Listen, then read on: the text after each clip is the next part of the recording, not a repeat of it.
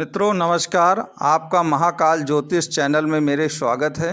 मित्रों, जैसा कि आप जानते हैं कि आधुनिक युग में तरह तरह की समस्याएं से मनुष्य दो चार है, जिसमें एक बहुत बड़ी समस्या ये है कि किसी व्यक्ति या महिला की शादी नहीं हो रही है। अगर शादी हो भी जाती है तो उसके बाद कुल मिलाकर बहुत सारे झगड़े फसाद चालू हो जाते हैं।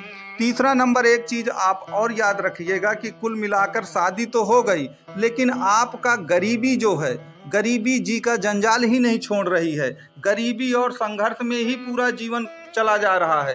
भाग्य काम नहीं कर रही है। मेहनत हम खूब कर रहे हैं, लेकिन उसका प्रतिफल हमको मिल ही नहीं पा रहा है और संघर्ष में ही पूरा जीवन हमारा बीतता चला जा रहा है। स्थिति ये आ गई है कि रात को नींद नहीं आ रही है, सपने बहुत बुरे बुरे आ रहे हैं और अचानक ऐसा लगता है कि कोई ना कोई मन में भय हमारे बने रहता है। हमको लगता है कि कहीं ऐसा ना हो कि हमारे साथ कुछ अहित या अनहोनी घटित हो जाए।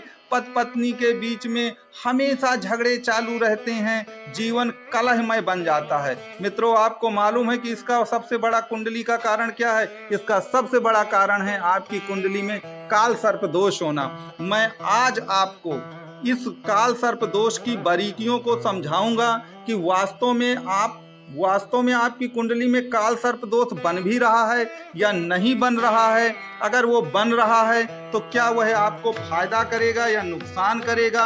क्या काल सर्प दोष आपके लिए अच्छा है या बुरा है? मैं कई कुंडलियों के चार्ट लेकर आपको ये चीजें समझाऊंगा। मित्रों, आपसे निवेदन है कि आप मेरे चैनल को लाइक एवं सब्सक्राइब करें।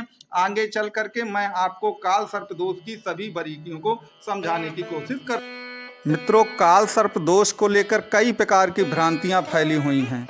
सब लोग यही कहते हैं कि अगर सभी ग्रह राहु और केतु के मध्य में आ जाते हैं तो कुल मिला के वो काल सर्प योग बन जाता है। लेकिन मैं आपको आगे कुंडली के चार्ट में दिखाऊंगा कि सभी ग्रह राहु केतु के मध्य में होने के बावजूद भी आपका काल सर्प योग नहीं बन रहा है। तो इस प्रकार से ये केवल भ्रांति फैलाई जाती है और उसका मैं आपको एक एक दो दो करके उदाहरण देकर ये बताऊंगा। तो चलिए हम सबसे पहले पहला उदाहरण लेते हैं कि कौन सा पहला उदाहरण बनता है।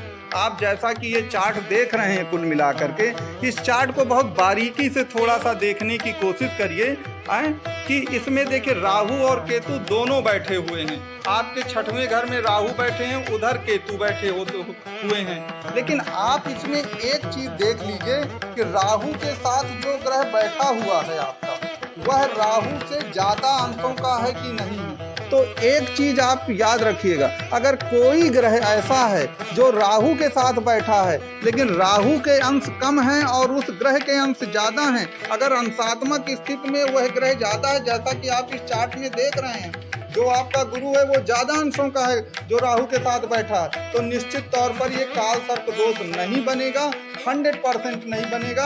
अगर राहु के साथ कोई ग्रह बैठा है और वह राहु से ज्यादा अंशों में है तो आपकी कुंडली में कोई काल सर्प योग नहीं है। इस बात को आप गांठ बांध के रख लीजिए। आगे दूसरा। मित्रों, अब आप दूसरा कारण देखिए कि वास्तव में उसमें आज चार्ट में मैं आपको बताऊंगा कि काल सर्प योग बन भी रहा है या नहीं बन रहा है। जैसा कि आप इस चार्ट को देख रहे हैं, दूसरे कारण में आप अगर इसमें देखें तो कुल मिला के गुरु के साथ केतु बैठा हुआ है। आपको मैं एक कॉन्सेप्ट बता दूं कि देखिए, राहु के साथ जब कोई ग्रह बैठे तो भले ही काल सर्प योग बन जाए, लेकिन अगर केतु के साथ कोई ग्रह बैठा है तो वो काल सर्प योग नहीं माना जाएगा, क्योंकि केतु को पूंछ कहा गया है और राहु को सिर या धड़ कहा गया है। आप जानते हैं जो सांप होता है उसका मुख उसकी पूंछ तक नहीं आ पाता है, अतः वह उस व्यक्ति को या उस ग्रह को खा नहीं सकता है। इसलिए ये नियम याद रखिएगा कि अगर केतु के साथ कोई ग्रह बैठ गया है तो वो काल सर्प भंग योग होगा। जबकि हमको ये डराया जाता है कुंडली देखा के कि नहीं आप में तो काल सर्प दोष बन गया है, अब तो ये हो जाएगा वो हो जाएगा, लेकिन वास्तव में वो काल सर्प दोष नहीं होता है और आपको इससे डरने की जरूरत नहीं है।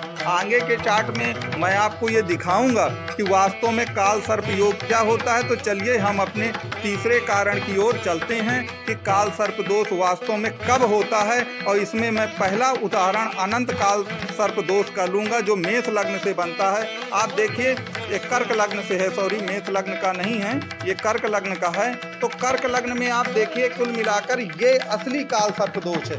इसमें राहु और केतु के एक तरफ ही सारे ग्रह हो गए हैं। अतः कहने का मतलब ये है कि अगर राहु केतु के साथ कोई दूसरे ग्रह बैठे हुए हैं तो आप ये जरूर देखिए कम से कम कि वो उनके साथ जो ग्रह बैठे हैं उनकी डिग्री कितनी है। अगर राहु के साथ कोई बैठा है उसकी डिग्री ज़्यादा है तो काल सर्प योग बनेगा ही नहीं, बिल्कुल ना बनेगा। और दूसरा अगर केतु के साथ बैठा है तो काल सर्प योग का विचार ही नहीं किया जाएगा।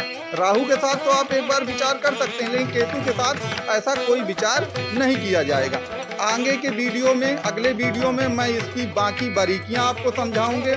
इनके निवारण क्या है काल सर्प योग के, वो एक एक बारीकी मैं आपको समझाऊंगा।